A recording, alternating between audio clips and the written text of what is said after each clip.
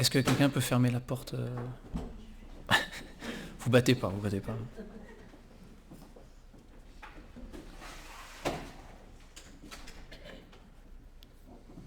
Ah mais il y en a qui vont revenir. Ouais. Okay. On va prier. Notre Dieu et Père, nous sommes dans la joie de te connaître, premièrement, de savoir que nos péchés sont pardonnés,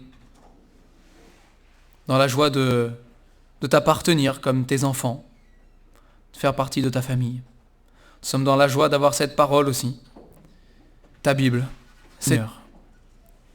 Merci de nous l'avoir donnée. Que tu puisses encore conduire les enfants ce matin pour qu'ils reçoivent de toi et s'attachent à toi. Que tu puisses nous conduire dans nos réflexions aussi ce matin pour que nous ayons les pensées, le cœur tournés vers toi. Que tu nous aides à te déposer nos fardeaux, nos soucis, nos problèmes, pour que Seigneur, nous puissions nous concentrer sur ta parole et que tu puisses parler à nos cœurs, à chacun d'entre nous en particulier, selon ta fidélité. Sois béni encore ce matin, au nom du Seigneur Jésus. Amen.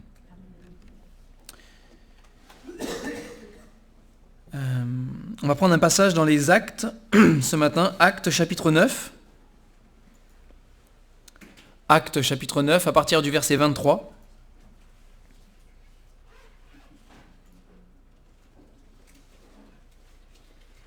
Nous avions déjà vu précédemment, pas si longtemps, comment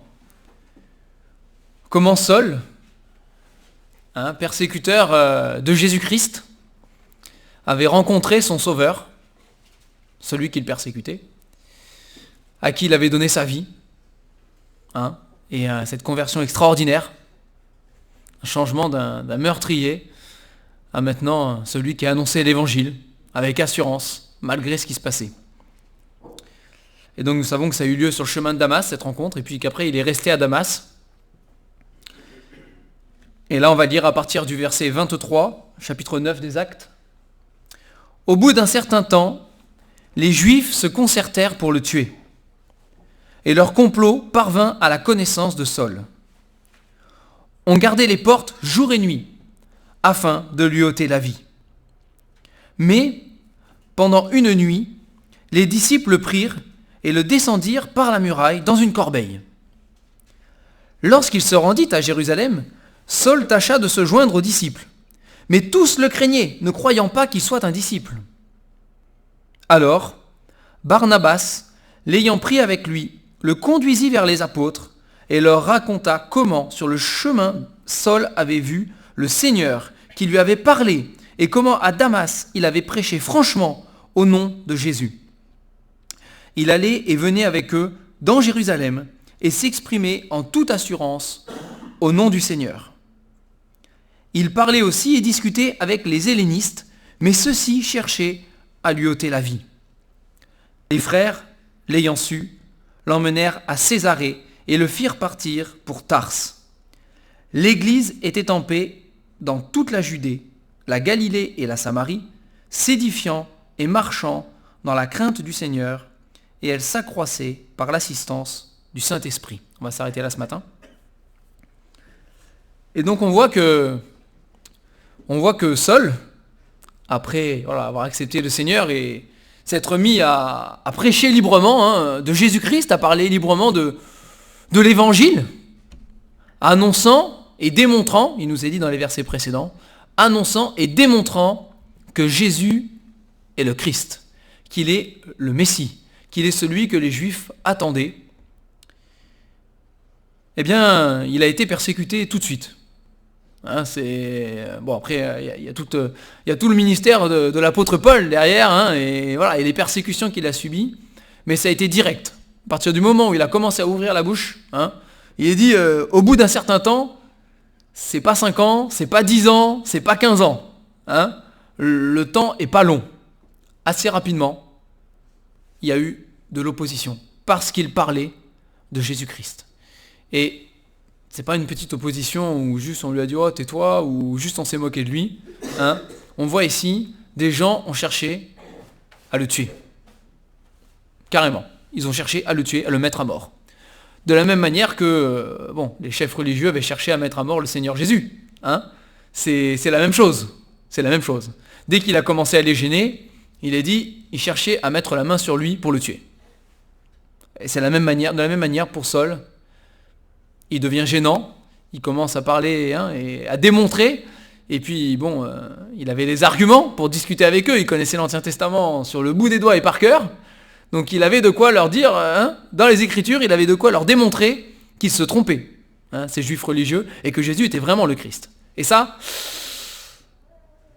passait pas. Ça passait pas. Alors du coup, ils le font fuir à cet épisode, ils le descendent, je sais pas vous, moi j'imagine bien la scène, mais carrément ils gardaient les portes, les chefs religieux là faisaient garder les portes de Damas au cas où il essaierait de s'échapper pour l'attraper.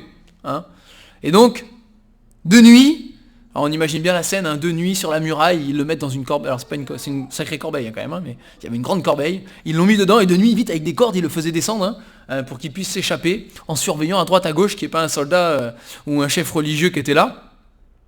Et Saul a pu s'échapper comme ça de la ville de Damas et rejoindre Jérusalem. Et à Jérusalem, il y a eu un autre problème quand il est arrivé. Et oui, il était parti de Jérusalem, rappelez-vous, il était parti de Jérusalem avec des lettres officielles de la part des chefs religieux pour attraper, emprisonner et mettre à mort les chrétiens qui étaient à Damas. Il est parti comme ça. Et là, il revient et il veut rentrer dans les groupes de maisons, dans les églises, entre guillemets. Bon, il se réunissait au temple particulièrement, mais il veut se joindre aux disciples, il veut aller avec eux. Ils disent non. Quand il arrive, ils s'enfuient tous. Eh oui, c'est celui qui persécute l'église. Les chefs religieux l'ont mandaté pour ça. Ils lui ont donné mandat. Il a le droit. Il a l'autorité pour le faire en Israël. Ils partent tous. Tous sauf un. Donc il est question ici de Barnabas. Donc il en est déjà question un peu plus tôt. Mais on ne va pas revenir dessus. Mais c'est ce fils d'exhortation, fils de la consolation. Peu importe comment vous voulez le traduire. Il y a un peu des deux. Mais c'est lui qui prend Saul avec lui. Et qui dit non. Non, il a vraiment rencontré le Seigneur Jésus. Donc il l'amène aux apôtres. Le seul moyen d'éclaircir la situation, là, c'est d'aller directement voir les apôtres. C'est plus simple, comme ça, ils pourront dire après à tout le monde, Saul est un des nôtres. C'est un miracle de Dieu. C'est un témoignage extraordinaire, mais il a rencontré Jésus, quoi. Donc voilà, c'est ce qui se passe, il raconte ce qui se passe. Et puis après, il suit les apôtres dans Jérusalem, et il parle avec assurance, c'est ce qu'il est dit, franchement. Donc il a prêché franchement à Damas, et puis il s'exprime en toute assurance, verset 28, au nom du Seigneur. Et de nouveau, qu'est-ce qui se passe ? Les hellénistes, alors les hellénistes, c'est les juifs qui venaient d'autres parties de l'Empire romain, qui avaient vécu ailleurs qu'en Israël, ils cherchent à lui ôter la vie de nouveau. Direct. Hop, on cherche à le mettre à mort. Et de nouveau, Paul se retrouve, Saul, Paul, c'est le même, il se retrouve fugitif.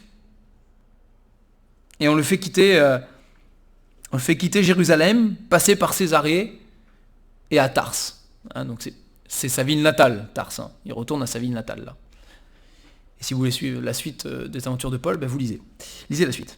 Mais il y a le verset 31 là. Le verset 31 est frappant parce qu'on vient de voir un homme qui se convertit au Seigneur, et qui prêche Jésus-Christ avec assurance et qu'on persécute et qu'on cherche à faire mourir pour ça. Et au verset 31, il nous est dit que l'Église était en paix. Et c'est quand même...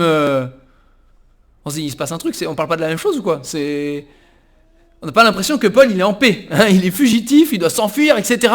Mais il dit, l'Église était en paix dans toute la Judée, la Samarie, la Galilée. L'Église est en paix. C'est incroyable ça. Que l'Église puisse être en paix alors qu'il y a une persécution sur celui qui ouvre la bouche pour parler de Jésus-Christ. Mais l'Église du Seigneur, elle était quand même en paix. Ils avaient la paix. Dieu était présent au milieu d'eux. C'est ça, Dieu vivait avec eux. Il vivait aussi du Seigneur Jésus. C'est dans la simplicité, Alors on a vu comment se réunissait cette première église de Jérusalem. Ils mettaient tout en commun, chaque jour ils étaient au temple, assidus, ils rompaient le pain, ils priaient ensemble, ils écoutaient l'enseignement des apôtres. Il y avait des miracles, il est dit, qui étaient faits par les mains des apôtres particulièrement. Les apôtres faisaient des miracles pour appuyer l'annonce de l'évangile. Il y avait des âmes qui se convertissaient. On voit comment ils vivaient ensemble là, leur foi en Jésus-Christ. Eh bien malgré la persécution qu'il y avait autour, Saul n'est pas le seul, il y en a d'autres autour qu'on essayait de faire taire, on l'a vu, on essayait de les battre, de les intimider pour qu'ils ne parlent pas de Jésus. Ça ne changeait rien au fait que l'église de Jésus-Christ était en paix. Et non seulement elle était en paix, mais elle s'édifiait et elle marchait dans la crainte du Seigneur. Donc s'édifier, s'édifier, il n'est pas question du nombre là. Après, il est dit qu'elle s'accroissait. Là, c'est le nombre.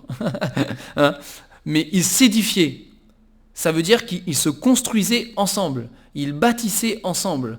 Ils construisaient en Jésus-Christ. Ils gagnaient en maturité. Ils apprenaient de Jésus et ils étaient transformés par le Saint-Esprit. Il est dit qu'après, c'est le Saint-Esprit qui le fait. Ils étaient transformés par le Saint-Esprit à l'image de Jésus-Christ ensemble.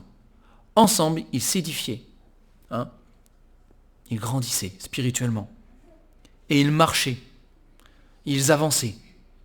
C'est pas parce qu'ils étaient réunis chaque jour au temple, comme on l'a vu qu'ils le faisaient, c'est pas parce qu'ils étaient chaque jour réunis au temple qu'ils étaient assis là à rien faire et qu'ils passaient leur temps assis au temple à écouter non plus l'enseignement des apôtres. Ils marchaient. Ils étaient actifs dans leur vie spirituelle.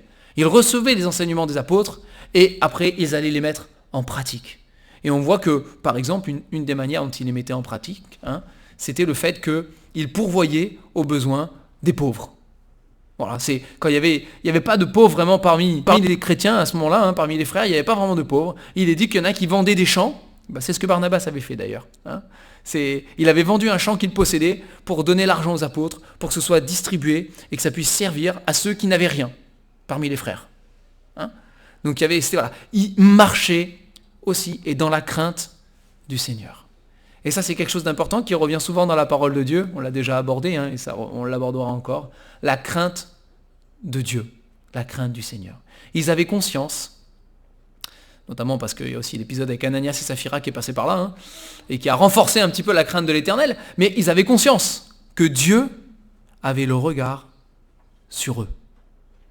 Il avait le regard sur leurs pensées, il avait le regard sur leur cœur, il avait le regard sur leur vie, sur chaque parole qu'ils prononçaient, sur chaque engagement qu'ils prenaient. Sur toute chose, le Seigneur avait le regard posé sur eux. Et ils avaient conscience de ça. Et ils marchaient tous ensemble, c'est marchant ensemble, dans la crainte du Seigneur. Nous savons que le Seigneur nous regarde vivre. Et nous savons ce qui lui plaît et ce qui lui déplaît. Donc nous faisons attention dans nos vies à faire ce qui lui plaît, parce qu'il nous voit, parce qu'il a le regard sur nous. Ça, c'est important. Et puis, une chose qui m'a frappé, c'est la condition, ici, c'est la condition de Saul. D'accord ? En quelque temps, cet homme passe de quelqu'un qui a une position parmi son peuple élevé, il était pharisien. C'est pas une petite position en Israël, pharisien. Pharisien, ça a de l'autorité. Ça a du pouvoir spirituel, religieux plutôt. Mais il y a un pouvoir, il y a une autorité, il y a une reconnaissance de la part des autres. Il était pris en modèle, sans aucun doute. Il est dit, il était zélé à l'extrême pour la loi de Dieu.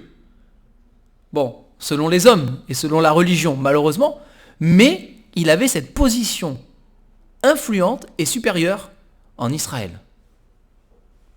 Sans aucun doute, les autres pouvaient dire, prenez exemple sur Saul.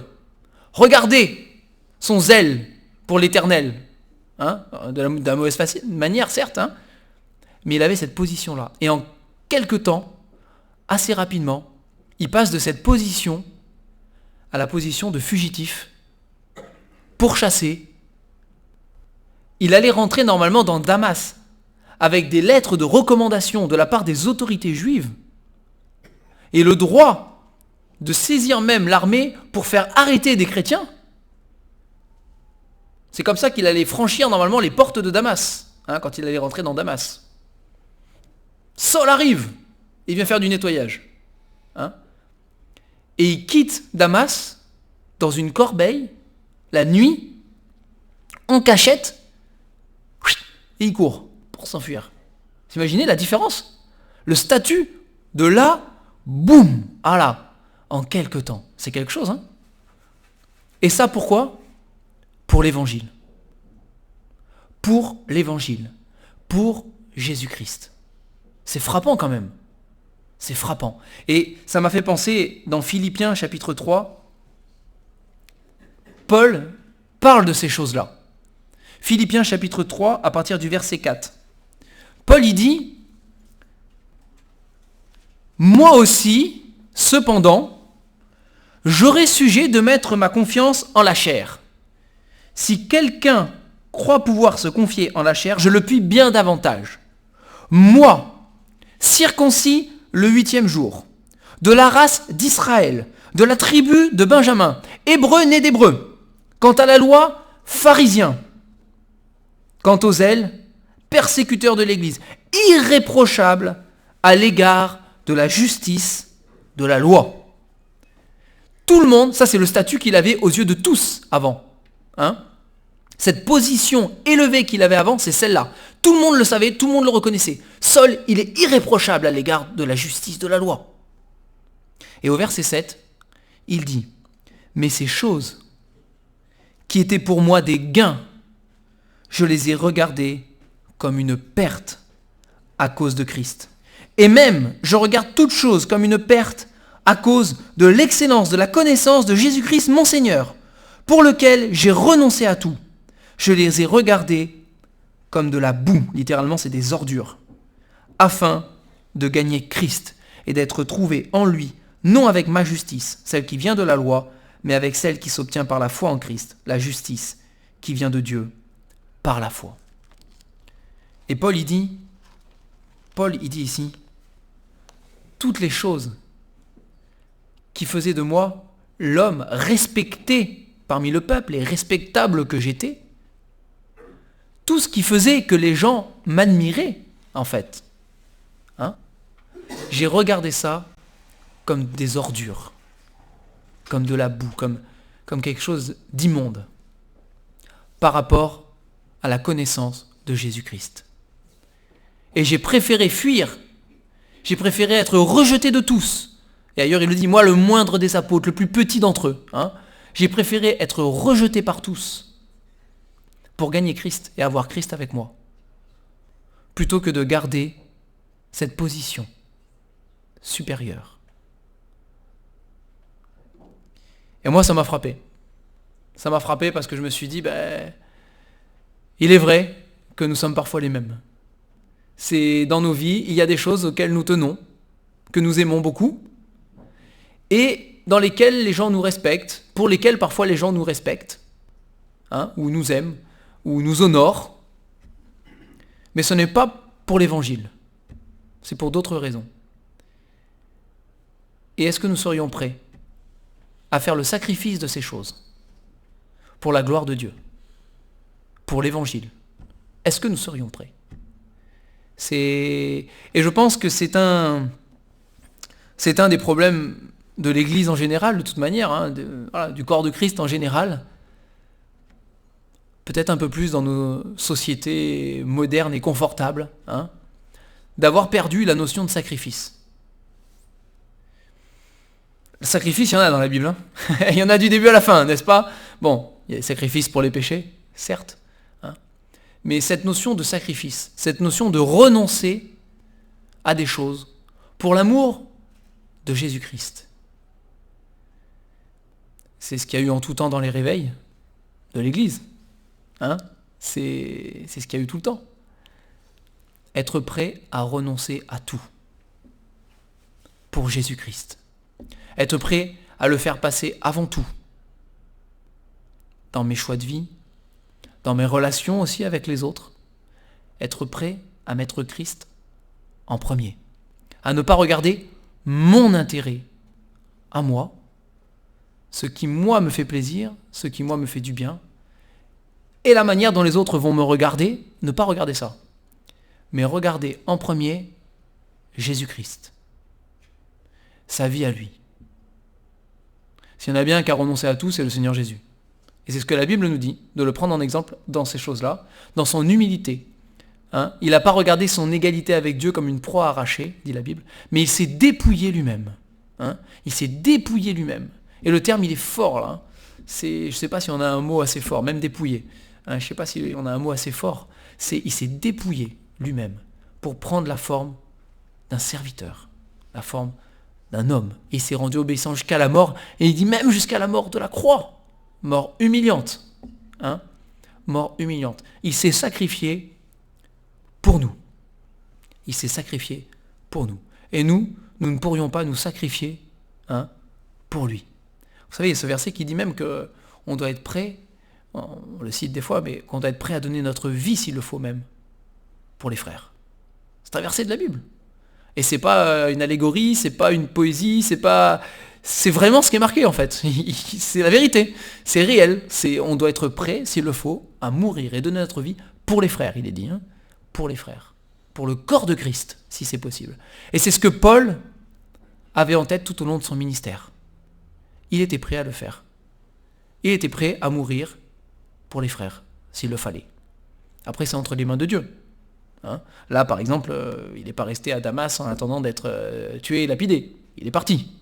De la même manière, à Jérusalem, il n'est pas resté en attendant que les hellénistes le prennent et le tuent. Il est parti. Il a suivi le plan de Dieu qui était le sien. Il a quand même fini par être tué, à la fin. Il a fini par être mis à mort. Mais il a suivi le plan de Dieu jusqu'au bout, avec une vie de sacrifice.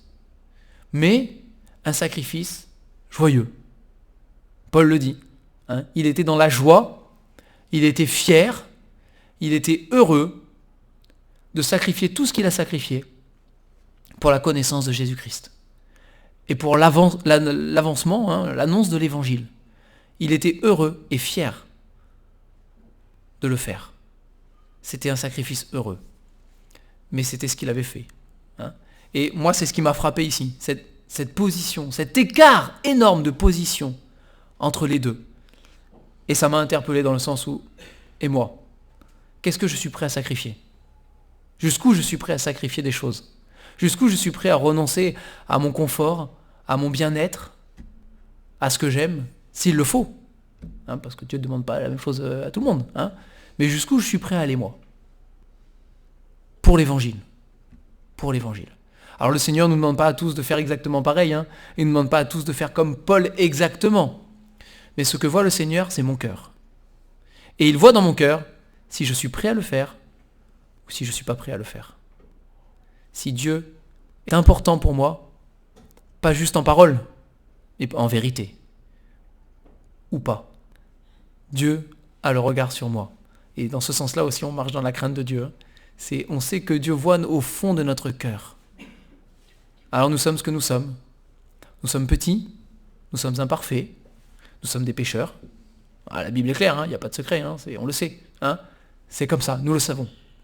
Dieu le sait, Dieu le voit, mais il voit aussi nos motivations. Il voit aussi ce qu'on a envie dans notre cœur.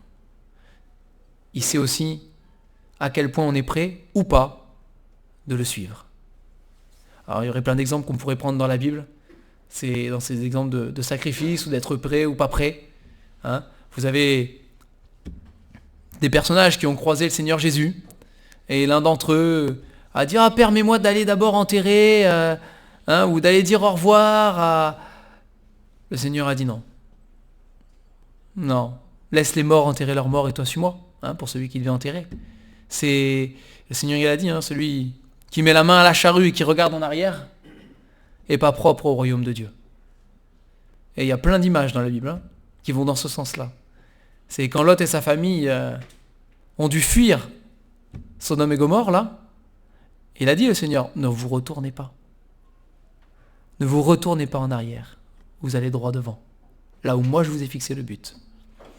Nous savons que la femme de Lot s'est retournée. hein, elle s'est retournée en arrière. C'est de la même manière que le peuple d'Israël devait quitter l'Égypte et ne pas faire demi-tour pour y retourner. Hein. C'est toujours la même chose. Le Seigneur a dit allons de l'autre bord. On va de l'autre bord, on ne revient pas en arrière non plus. Hein. On va dans le sens. Mais jusqu'où nous sommes prêts, hein, à sacrifier, à renoncer aux choses que nous avons pour le plan de Dieu, pour la gloire de Dieu. On peut compter dans toutes ces choses, verset 31 du chapitre 9 des Actes, hein, et je conclue avec ça. Nous ne sommes pas tout seuls. Paul n'était pas tout seul. Alors oui, il y avait les frères et sœurs autour, il a trouvé Barnabas, il a bien aidé, mais même s'il n'y avait pas eu Barnabas, il n'aurait pas été tout seul. Parce que la Bible dit qu'on vit avec le Saint-Esprit qui vit en nous. Si nous avons accepté Jésus-Christ comme notre Sauveur, nous avons demandé pardon pour nos péchés, nous avons cru de tout notre cœur qu'il avait fait ce sacrifice à la croix pour nous sauver, la Bible dit que le Saint-Esprit vient vivre en nous.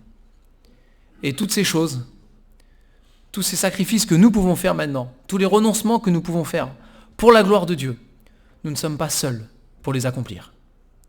Il est dit ici que c'est par l'assistance du Saint-Esprit que l'Église s'accroissait, que l'Église grandissait, que l'Église marchait dans la crainte de Dieu, toutes ces choses, hein, qu'elle était en paix.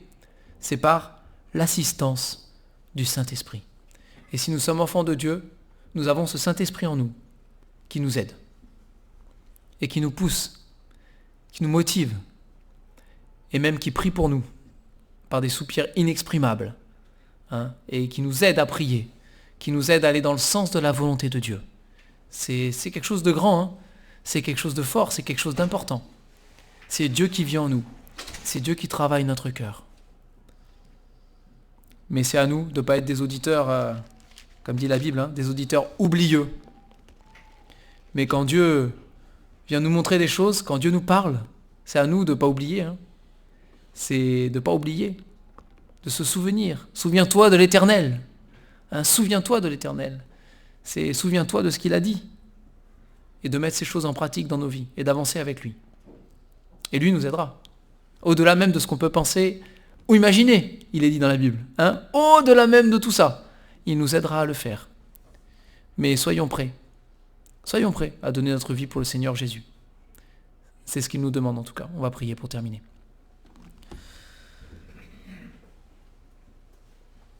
Seigneur notre Dieu, nous te bénissons pour ta parole. Nous te remercions pour l'histoire de l'apôtre Paul que tu as bien voulu préserver jusqu'à aujourd'hui. Pour que nous puissions, Seigneur, par ta parole, être fortifiés, être encouragés, être repris s'il le faut. Seigneur, aide-nous à marcher ensemble, à nous édifier dans la crainte de ton nom. Seigneur, aide-nous aussi à considérer tout ce qui fait la gloire de l'homme comme étant des choses vaines, comme de la boue, comme des ordures, comparées à la connaissance de Jésus-Christ, Père. Que nous n'ayons pas honte de l'Évangile, que nous n'ayons aucun orgueil, Seigneur, à vouloir garder parfois un statut auprès des autres ou une position auprès des autres en ne parlant pas de l'Évangile. Garde-nous, Seigneur, de cela et aide-nous à vivre notre foi avec assurance, comme il est écrit, franchement, comme il est écrit. Et peu importe ce que nous perdons autour, nous savons que nous avons en notre cœur le plus précieux de tous les trésors, le Seigneur Jésus et la vie éternelle, le pardon de nos péchés. Sois béni encore ce matin, Seigneur.